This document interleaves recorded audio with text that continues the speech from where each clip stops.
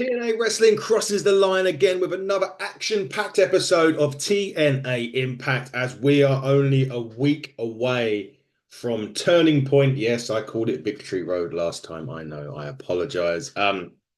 Turning Point pay-per-view happening next Friday night. You can catch the action on that and all of TNA action on the TNA Plus app. And my word, what a show TNA put on today. We had no disqualification match for the Knockout Championship. And actually, it's a great way to start because the no disqualification match between Masha Slamovich and Alicia Edwards is, in fact, how the show started. What a way to kick off the show with knockouts action for the Knockouts Championship. Masha and Alicia Edwards really did tear the house down to open up Impact Wrestling this week. There was trash cans, there was kendo sticks, you know, everything you could wish for in a woman's hardcore match. It absolutely delivered. And it could well be a case of follow that. I'm not sure if any matches could follow that tonight. I was quite surprised to have this open TNA, to be honest with you. I thought this was potentially going to be close to the main event, if not the actual main event. Like we said, kendo sticks, trash cans. There was spills over to the floor as well. There was so much action going on. There was a big DDT onto a steel chair for a two from Alicia Edwards during this match. There was just everything. It was crazy in this match. There was a big superplex attempt. There was a thumb in the eye from Alicia Edwards. Alicia was trying to get that Knockouts Championship and basically Slamovich first defense of the Knockouts title, and she was put through her paces on this match from Alicia Edwards. However, the end of the match, Slamovich blocks some shots from Alicia Edwards, gets the kendo stick, blasts Alicia Edwards with it, hits the package power driver for the one, for the two, for the three, and Masha Slamovich retains the Knockouts Championship in a war to start Impact Wrestling. Now, as soon as that bell rung, though, one of the most impressive names this year in TNA, Tasha Steelz, runs out and immediately starts attacking Slamovich. Obviously, Tasha Steelz part with Alicia Edwards as well.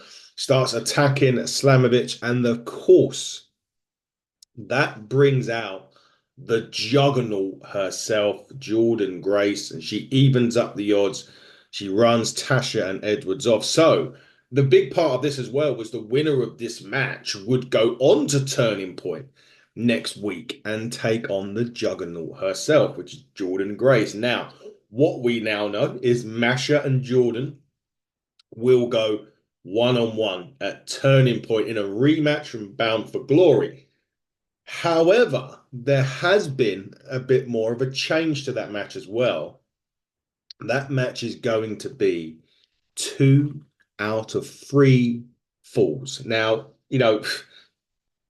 their matches alone have been brilliant on this, and 2 out of 3 falls at Turning Point for the title. It's going to be incredible. I think I know how that is going to end, but I'll save that for next week's show as we do the Turning Point predictions. And I want to make sure all the matches are locked in for Turning Point before I offer those predictions. But yeah, I have a prediction as to how that match is going to end. And if you can see smoke coming from my mouth, 2 reasons. I have just had coffee. And secondly, it is Baltic here in Turnbuckle Quarters. It is absolutely Baltic this morning. Anyway, big win for Masha. Huge match for Turning Point. 2 out of 3 falls to Jordynne Grace. As the action begins back in, we check in on the Rascals and Kushida because at Turning Point, they're going against the Hardys and they're going against Ace Austin. But their eyes are going to be on tonight's match between the Hardys and Ace Austin and Hammerstone, Trent Seven with a new attitude, and Jake Something. Just want to make a point here while we've mentioned Trent Seven.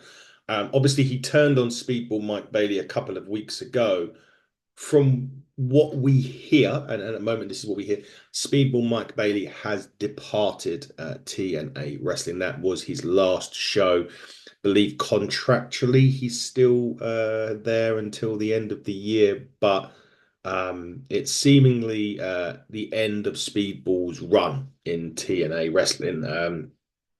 As for where he's going, looking ever likely, AEW is the destination for the Speedball. So we'll have to wait and see on that. But if it is the end of Speedball's run in TNA, it's been a great run. It's been fabulous to watch him on Impact Wrestling. It was great to interview him earlier on this year as well. Go and check that out on the channel. And just quickly on one other bit of news from TNA before we get on with the rest of the show. Josh Alexander has announced that he's retiring from the independent scene at the end of the year. Now, this has speculated a lot that he may be the next one to be leaving TNA. And considering he's quitting the independent scene, although he has mentioned obviously family and whatnot else, there is a strong suggestion that he's headed to the WWE. Now, again, this is by no means confirmed. By no means am I right in saying that. And we'll just have to wait and see what happens with Josh Alexander if that's the case. But, look, this is not the first time this sort of thing happens in TNA, where you would expect wrestlers to come and go. TNA would be just fine. We lost Speedball. We've got some other X divisions of guys snapping at a bit. If they lose Josh Alexander, there's going to be wrestlers chomping at the bit for his spot. So there's no worry, and it would all be for the best of both parties for sure. But we don't know what's going on, and we'll have to wait and see for sure. But Speedball Bailey definitely has finished up with Impact, and we wish him well. If he's going over to Jacksonville, Florida for the AEW, we wish him well for that. Anyway, back into the action. As we said before, the Rascals and Kushida were going to be basically watching on the Hardys and Ace Austin's match. But we get back to knockouts action again. This time in ways by Jody Fret, who was accompanied by Danny Luna initially, but Danny Luna headed to the back. Could be a mistake there. We'll get into that in a minute. And Jody was going one-on-one with Ash by Elegance. Now, if you recall, this has been going on for a while. Heather by Reckless is obviously at ring. Heather by Elegance, sorry, is Reckless. Heather by Reckless. What fantastic. Absolutely brilliant. Heather by Elegance has joined, obviously, George the Iceman and the Concierge now. They've had a little bit of a to-do with the Knockouts Tag Team Champions, which could lead to a Knockouts Tag Team Champions match. Who knows? Down the line. This match was actually a really fun little match. It was difficult in the terms of the placement. You've just come off of a massive Knockouts Championship match, which, tore the house down. Always a difficult bit to do is to follow that match. They did it in a fun way. They didn't go out there and try and top it or beat it, or it wasn't a catch-as-catch-can classic. They didn't do, that it was there and it hit the brief. It was fun.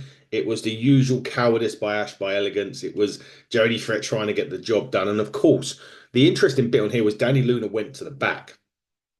And I think, to be quite honest with you, that was a huge mistake. What Danny should have done was stayed outside by ringside, because when they get to the end of this match, they were going for a top rope suplex. Heather gets on the apron, distracts the referee. George the Iceman holds on to Ash, which basically means Jody Fret drops to the floor as she tried to give her the suplex. Ash hits the finish and picks up the victory. So perhaps a lesson there. But Danny Luna and Spitfire, never leave your partner when the other people are going to be bringing people. If you got two people going into war and you just leave one out and one just walks away, not the best of ideas. So perhaps in the future, notes taken down from Danny Luna and Jody Fret. However, what this has gone to is the Elegances have picked up victories now over both tag team champions, which surely puts them in contention for the Knockouts Tag Team Championship. We'll have to wait and see if that does happen, which, who knows? It could, it may not. Something that is going to happen at Turning Point now, it has been confirmed that this was a setup. Mike Santana was coming through the crowd and he was on the microphone, and he, obviously he was going to be he beat all the system, didn't he? And he now is focusing on the TNA World Heavyweight Championship. Now we know that's not going to happen at Turning Point, but he wants to become TNA Championship. Um, he was cut off by the self-proclaimed king of TNA, Frankie Kazarian, and basically he was saying there's only one person that's going to sit on that throne coming up.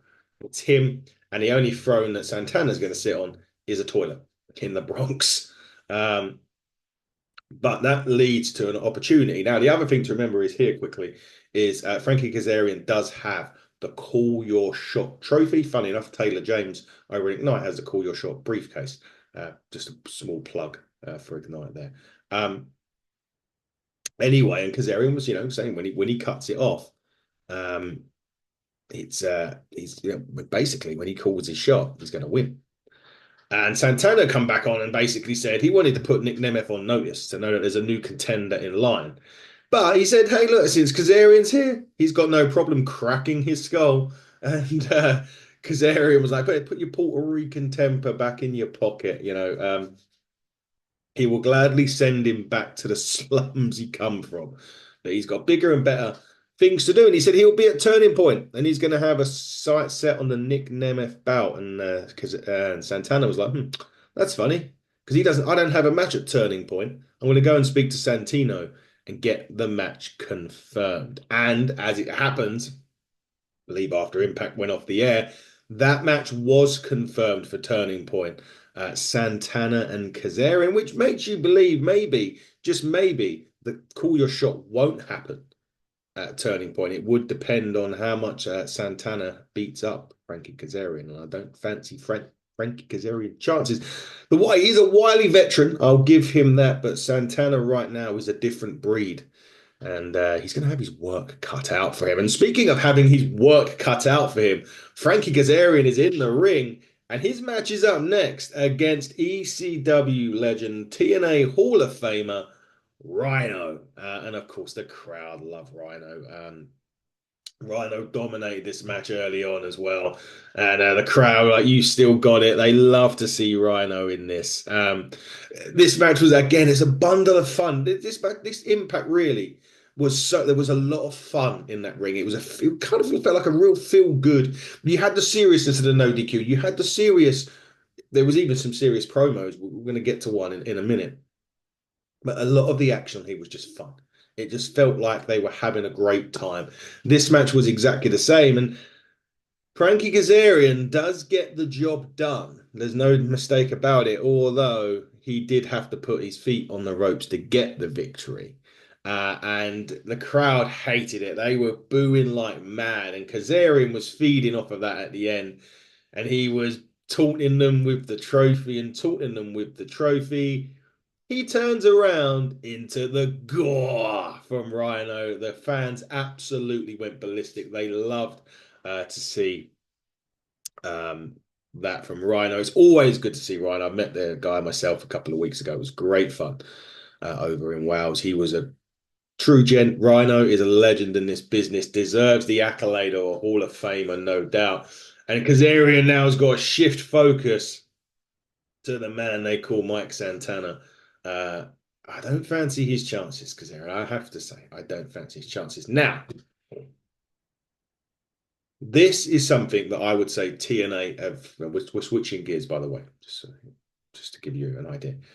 Something which TNA have done brilliantly over the years, and more so this year, has been these like film quality type vignettes or stories. We saw one with Santana recently, and they've done a really, really brilliant one with Steve Macklin this week. It's on their X or Twitter thing. Go and check it out. It is brilliant. Now, it is kind of a weird, depressing mini movie. And we start by running into Steve Macklin at a bar. He's having a drink and he's lost in thought. And there's some quite sort of sad music plays. And then the bar lady asked, when did you get back? And he said he'd never left. And he bought another drink. And then he leaves and gets in his car. I think drink driving. But anyway, beside the point, as he leaves, there's a new person in the seat. And that person is Eric Young. And as Eric Young hits in the seat, we follow Macklin to his hotel. He takes a shower, he looks at a few pictures, and then he goes to sleep. And then he's sleep, and even during the bar scene, in the head we see the military background that Steve was brought in, and we go then to a police station where someone walks in and sets a cop badge down. And as the camera pans up, it's Eric Young. And then it's someone pulls a chair up next to Macklin and sits it down. And it's Eric Young. And Eric Young asks Macklin if he knows Macklin, if he knows why he's here. And then they start talking in what I class Sopranos style. It is so psychiatric style fashion. We see shots of the jail. Um, we see shots of the jail cell that Eric Young returned to in TNA in. Young starts yelling, "Wake up, Steve." And then Macklin is shown waking up in the hotel to a knock at his door. He opens up the door. You guessed it, Eric Young. He smiles, and then it was really weird. It was so bizarre, but it was such high quality segment come to an end. It was intriguing. It was great to see. We go back to see some of Steve's past and everything else. Eric Young is just in the head as well. Yeah, brilliant, brilliant. You need to go and check it out. Honestly, go and check that out. It is on TNA's. Hey, listen, go and check out Impact on the TNA Plus app in general, right? But if you want to see that mini movie types thing, go and watch it on the X account of TNA. It's brilliant, brilliant, brilliant. Talking of brilliant, that brings me nicely to the next match. It's a tag match. Now, the new X Division champion Moose and Johnny Dango Curtis, JDC, take on the team of Leon Slater and Laredo Kid. So this is kind of like, the fast-paced action of Laredo and, Kid and Leon against their hard-hitting Moose and JDC. It was quite interesting. The system come out, they'd all touch fists, kind of a bit like the Shield. And then Moose and JDC head down to the ring while the others went back out to the back. Yeah, this was really fun. You got Slater, who's this big ball of energy, and he's flying here, there, and everywhere. And Laredo Kid ain't not exactly far behind him as well, and he was blasting Moose with drop kicks and hits a big sort of high spot onto the bodies of the floor. It was brilliant. Then JDC and Leon Slater got into it. And then Moose joined in and he power bombs Slater and starts directing traffic, ordering JDC to hit the down and dirty off the top rope. However, I got that wrong. So please let me just check my notes. I've gone down further than I did. Right. Yeah, there was a Slater ends up. So basically, the end of the match. Let me get to the end. Apologies, I've kind of messed this up a little bit.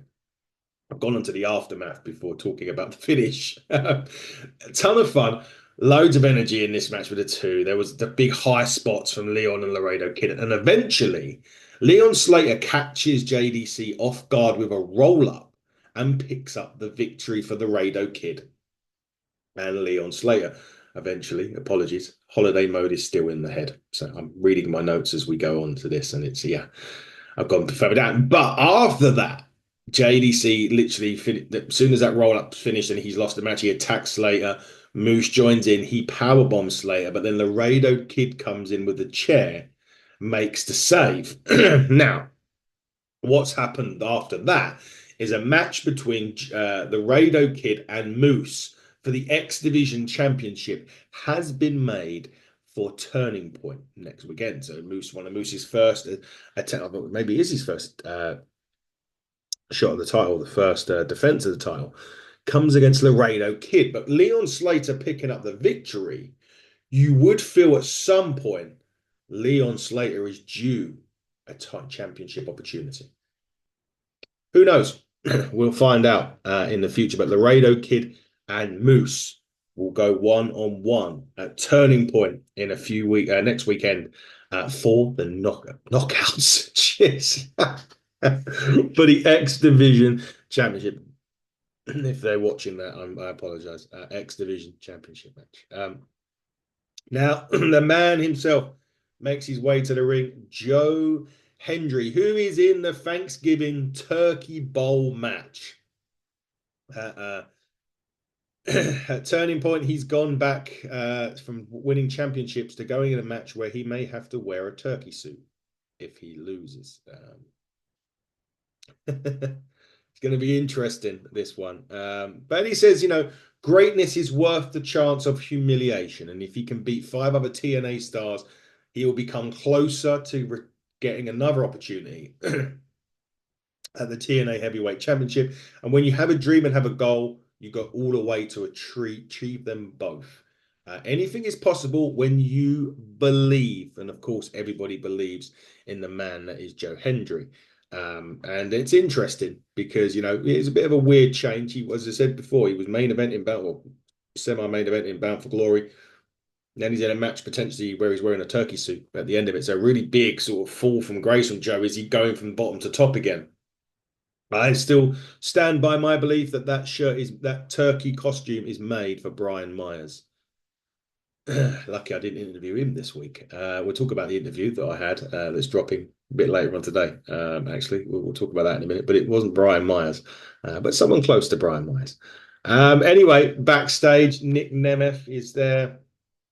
And he said, it still looks like everyone still believes in Joe Hendry, but he is focused on Turning Point and his opponent, Eddie Edwards. And he's ready to continue the example of what it takes to be a fighting champion. The most wanted man will do what he does best. At Turning Point, steal the show. It will be a great main event, that's for sure, between those two.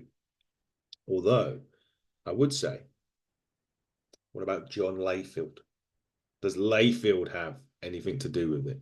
We will wait and see. We will wait and see for sure. But back inside the Impact Zone, Savannah Evans was taking on Brittany Jade. Now, if you remember a few short weeks ago, Savannah Evans comes back in to the fold on TNA. I think it may have been Li Ying Lee, Li Young Lee, who she attacked at the end of it. And she was in there against Brittany Jade. I mean, we were off to the races the moment this bell rang. Savannah just dominated this from bell to bell. It really didn't take too long.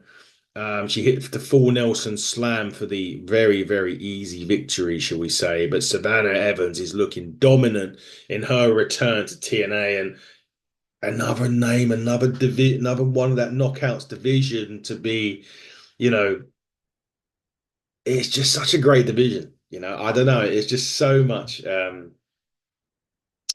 excitement about that division right now. There's so much going on in the knockouts division. It's going to be a ton of fun, if anything else, that is for sure. And Savannah Evans has thrown her name right back in to the knockouts championship picture. That is, that is without question. But it's now time for the main event.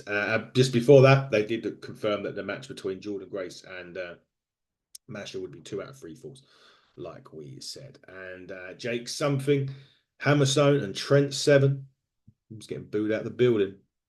And of course, Ace Austin comes out. He done a great tribute to Chris Bay. And then as his theme dies down, the iconic sound of the Hardy Boys and the rock star reception that they get, especially in North Carolina, of course, it is. And again, I said at the start, and I said for it, how this Impact episode was just a ton of fun. This, again, match was a ton of fun. We had the Hardys doing the Hardy Boys, the trademark stuff that they do, poetry in motion, and, all of that. Trent Seven started shifting the momentum back into his team's favor as we head into the final commercial break. And again, they were, as we returned it, the action at this point is wild. It's all over the place. The crowd are coming to life for the Hardys as they again start hitting their trademark spots. Jeff Hardy hit something like a big swanton bomb. They hit dueling twist of fates. And at this point, Ace Austin is revved up and ready to go when Trent Seven blasts him with a low blow that the ref doesn't see. And he hits the burning hammer at that point for the win. And the crowd go mental with boos at this point. They are not happy at all. They are booing the place down. And as the end of that match, and as we pick up the victory, they continue the punishment on with Trent and until the Rascals and Kushida run out there to make the save. And all that, and the two-faced team shook hands, and they are opponents, of course, for Turning Point. And that is how TNA went off the air this week. It was it was fun. The show was just pure fun. It looked like they were having fun. We had that seriousness, like I said, of the no DQ match, but the rest of the show was just a ton of fun as we move towards Turning Point next week. And now I did mention, you may have caught me saying we had a TNA interview. Those of you that have checked out our social medias know. But dropping a bit later today is our interview with the man who's going to be facing Nick Nemeth for the World Heavyweight Championship at Turning Point. That man, of course, is Eddie Edwards, and he will be coming up on this channel a little bit later on today, so don't forget to do that. Also, do not forget to download that TNA Plus app. I keep saying it week in, week out. Get it downloaded, get subscribed, watch TNA weekly on the TNA Plus app. If you can't do that and you're in the UK, Ayozat TV, you can still stream that on there or DAZN. Ayozat will be coming onto Freeview at some point. The Freeview channel still has not been confirmed yet, so you'll have to stream it for now.